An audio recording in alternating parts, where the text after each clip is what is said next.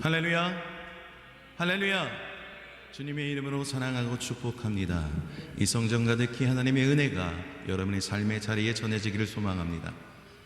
여러분이 거하신 곳이 주님의 성전이요, 여러분의 자리가 바로 지성소임을 믿습니다. 오늘 말씀을 통해서 하나님께 찬양과 영광과 존귀의 감사 모든 것을 받으심을 믿습니다. 오늘 저는 우리 목사님께서 말씀을 봉독하신 시편 121편 1절부터 8절까지의 말씀을 가지고 나의 도움이 어디서 올까? 라는 제목으로 말씀의 은혜를 함께 나누도록 하겠습니다. 오늘 이 본문은 이스라엘 백성들이 포로 생활을 마치고 이 바벨론에서 예루살렘으로 들어가는 동안에 광야를 지날 때의 짐승이나 강도나 질병이나 어떤 위험과 어려움에도 불구하고 하나님께서 보호해 주시고 도와주실 것을 믿고 감사를 드리는 찬송의 시입니다.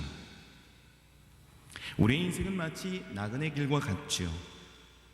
이스라엘 백성이 예루살렘 성전을 향하여 가는 것처럼 우리도 천국을 향해 가는 나그네 인생들인 것이죠.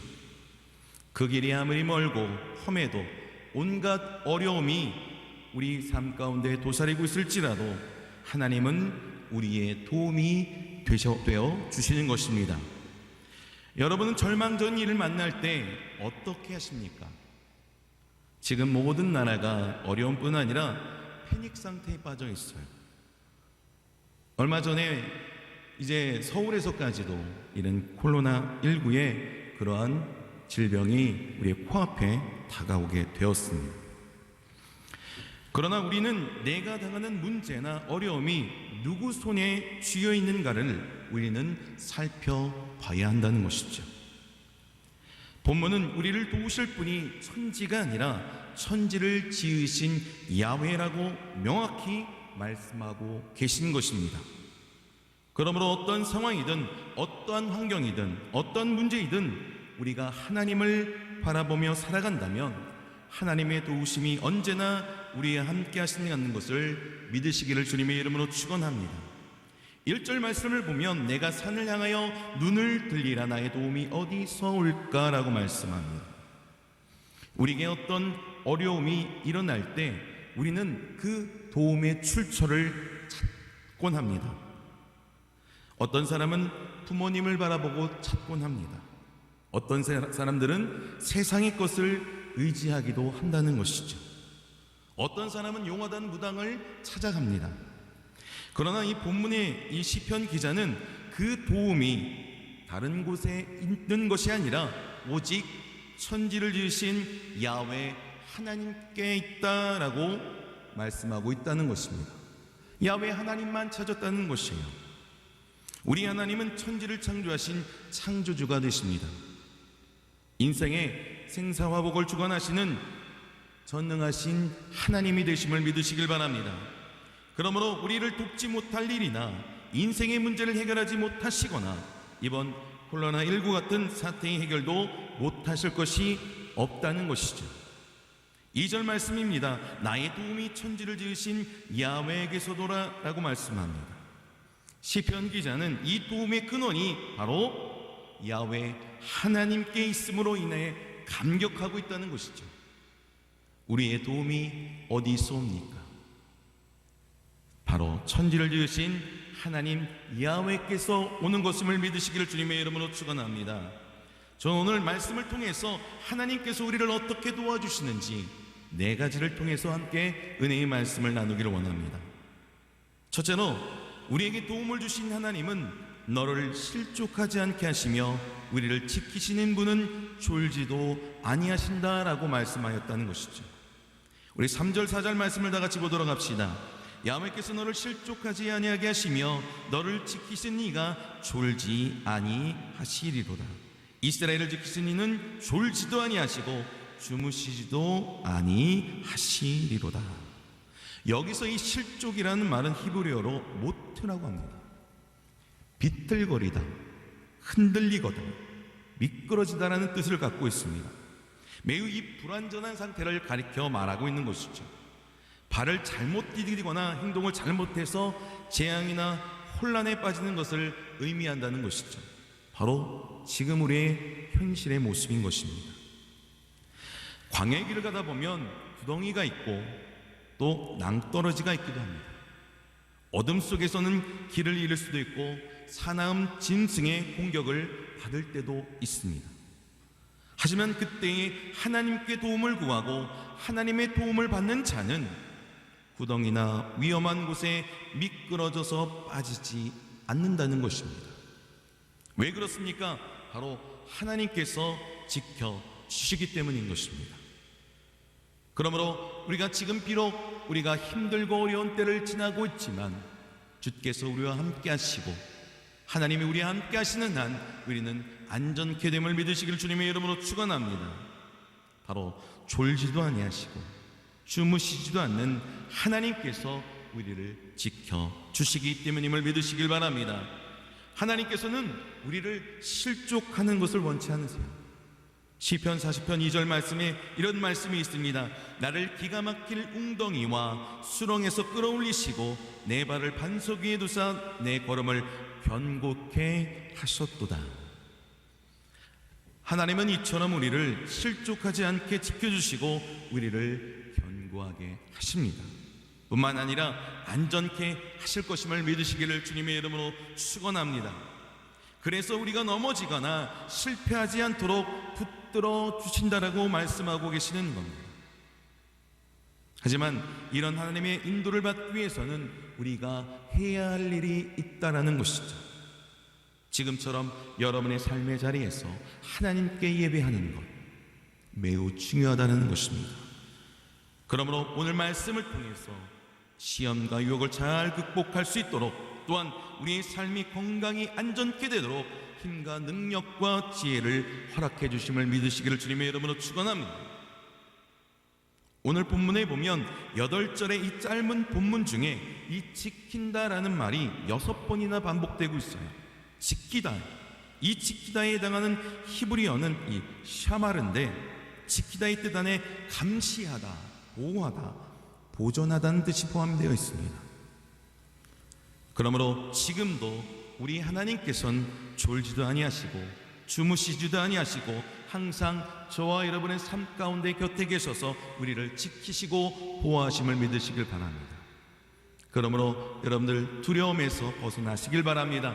염려에서 벗어나시길 바랍니다. 주께서 우리와 함께 하십니다.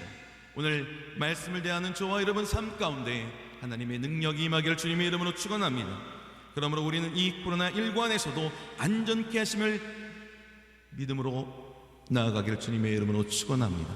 반드시 저와 여러분의 삶, 저와 여러분의 가정, 자녀, 모든 환경 하나님께서 지켜주십니다. 둘째로 낮의 해가 너를 상치 아니하며 밤의 달도 너를 해치지 아니한다라고 말씀합니다. 5절 6절 말씀을 다 같이 읽도록 하겠습니다. 야훼는 너를 지키시는 이시라. 야훼께서 내 오른쪽에서 내 그늘이 되시나니 낮에 해가 너를 상하게 하지 아니하며 밤에 달도 너를 해치지 아니하리로다. 아멘. 이 팔레스타인 지역은 이 해와 달에 큰 영향을 받는다고 합니다. 그래서 출애굽기 13장 21절에 보면 이스라엘 백성을 낮에는 구름 기둥으로 밤에는 불 기둥으로 인도하신 하나님의 은혜를 보게 된다는 것이죠. 이처럼 지금도 우리를 그렇게 보호하시고 인도해 주심을 믿으시기를 주님의 이름으로 축원합니다. 낮에 해도 우리를 상치 아니하고 밤의 달도 우리를 해치지 못함을 여러분 믿으시기를 주님의 이름으로 축원합니다. 이처럼 우리는 그렇게 보호하시는 하나님, 지켜주시는 하나님, 그분의 인도하신 대로 따라가기만 하면 되는 거예요. 하나님께서 고! 하면 우리는 어떻게 합니까? 고 하는 거예요. 하나님께서 스탑 하면 우리도 스탑 하는 겁니다. 그렇게 하면 되는 거예요. 그러면 하나님의 인도하심을 따라서 우리는 안전케 됨을 믿으시길 주님의 이름으로 축원합니다. 그러나 하나님을 떠나서 자기 멋대로 가는 사람들은 하나님의 보호를 받을 수 없게 되는 것이죠. 불기둥과 구름기둥 아래 거하지 못하게 된다는 것입니다. 시편 23편 4절의 말씀에 보면 다윗 왕이 이렇게 말합니다. 내가 사망의 음침한 골짜기로 다닐지라도 해를 두려워하지 않을 것은 주께서 나와 함께 하심이라. 주의 지팡이와 막대기가 나를 안위하신다라고 말씀하고 있어요. 우리의 현실의 모습을 보면, 지금의 우리의 죽음의 공포를 우리가 바라볼 때 보면 사망의 골짜기를 다니고 죽음 가운데 걸어가는 우리의 삶의 모습을 보게 됩니다. 하지만 오늘 말씀으로 위로받으시고 용기를 얻으셔서 반드시 하나님께서 저와 여러분의 삶을 지키심을 믿으시길 주님의 이름으로 축원합니다. 사망의 골짜기나 죽음 가운데 있는다 할지라도 죽음을 두려워하지 않을 것은 하나님께서 저와 여러분과 함께 하심을 믿기 때문임을 믿으시길 바랍니다. 그러므로 우리와 함께 하신 임마누엘의 하나님, 늘 우리를 지키시고 보호하시고 지금도 우리와 함께 하심을 믿으시기를 주님의 이름으로 축원합니다. 그러므로 저와 여러분의 삶은 평안합니다. 형통합니다. 그러므로 오늘 이 자리에서 예배드린, 여러분의 삶의 자리에서 예배드린 저와 여러분의 삶은 하나님이 함께하는 삶, 하나님이 원하시는 삶, 귀한 삶임을 다시 한번 깨닫기를 주님의 이름으로 축원합니다. 세 번째로, 모든 환난을 면케하시고 또 영혼을 지키신다 약속하셨어요. 우리 7절 말씀을 읽겠습니다. 야훼께서 너를 지켜 모든 환난을 면하게 하시며 또 내 영혼을 지키시리로다. 환난이라는 것이 무엇입니까? 재앙, 기근, 질병, 슬픔, 악한 일들, 그리고 우리가 지금 이 역병의 이 시대라고 얘기하고 있는데, 이 지금 우리가 처하고 있는 이런 난국인 것을 볼 수 있습니다. 인간이 당하는 여러 종류의 고통을 총체적으로 의미하는 것이 바로 이 환난이라는 것이죠. 이 세상을 사는 동안 우리는 이 재앙이나 기근이나 질병, 가난, 슬픔, 이처럼 불행한 일들을 당하지 않을 수가 없어요. 아무리 돈이 많고 학식이 높고 권력이 있어도 누구나 이 환난에서 우리가 벗어날 수 없음을 우리는 알 수 있습니다. 하지만 하나님께서 이 모든 환난을 어떻게 하신다고 말씀합니까? 면케하신다라고 약속하고 계셔요. 하나님은 어떤 상황 가운데도 저와 여러분을 보호하시고 구원해 주십니다. 그러므로 환난이 있을 때에 이 어려움 가운데 저와 여러분들은 어떻게 해야 합니까? 기도해야 합니다. 예배해야 합니다.